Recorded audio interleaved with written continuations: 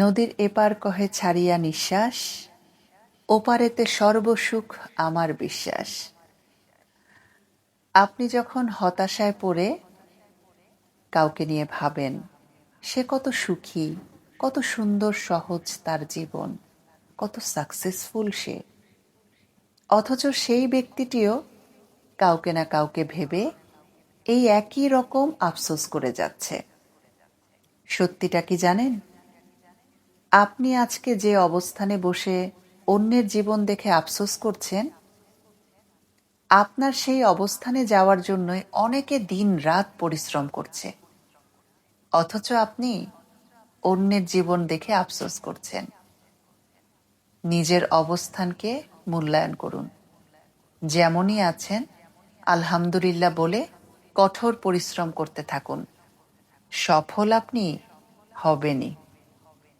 আসসালামু আলাইকুম। সবাইকে ধন্যবাদ।